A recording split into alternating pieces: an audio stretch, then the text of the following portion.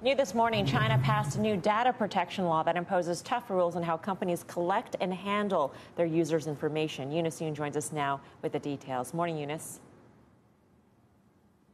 Good morning, Melissa. Well, the personal information protection law is expected to be one of the most strict in the world. It's China's answer to Europe's GDPR. And essentially, the focus of this law is to protect users' data. It goes into effect November 1st. And under this new law, companies are required to collect the minimum amount of data for a service, to offer easy opt-out options to consumers, offer them get prior consent for sensitive information such as biometrics, and also they need to ensure that they get government approval first in case they need to transfer the data overseas. Now, this also comes as the cyber authorities unveil another new set of guidelines that govern the data for the car industry. The cybersecurity officials, again, made the point that data needs to be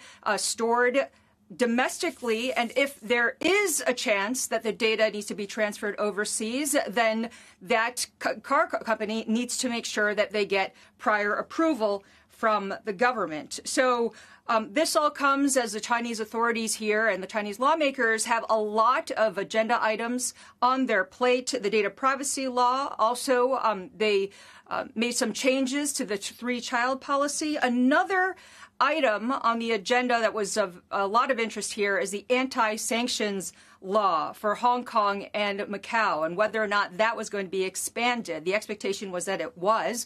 But in a very surprise move, the government lawmakers decided to postpone that vote. There had been a lot of concern in Hong Kong that its role as a financial hub could be undermined by this law.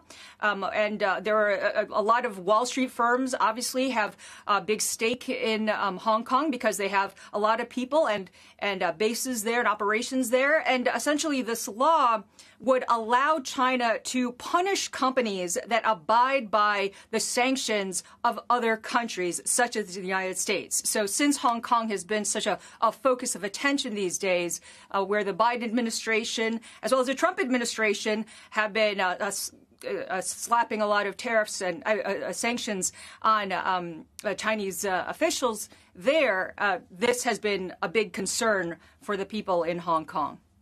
And the Hang Seng had its lowest close so far this year, Eunice. Now, I'm just wondering, because it seems like the Chinese government is being very active in swatting down various parts of the economy. You went through a laundry list of the efforts that they're revisiting at this point. And then there's also President Xi's speech earlier this week assailing wealth inequality. So you're having this happen, and then at the same time, a slowdown associated with the impact of the Delta variant. Is there any talk about the central bank there initiating any sort of efforts to stimulate the economy at this point?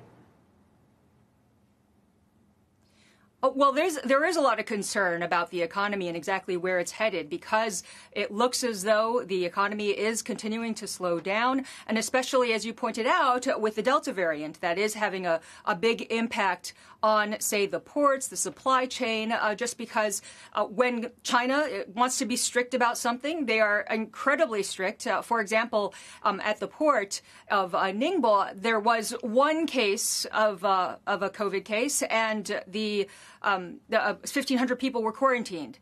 And that just continues, and it creates a lot of disruptions. So there is a concern about that. And as of right now, people think that the government is going to continue to roll out some measures in order to support different sectors to try to kind of manage the economy properly, but not necessarily go all out with any large stimulus, just because they also are well aware of the dangers of debt and are at this point trying to manage a lot of those debt issues as well.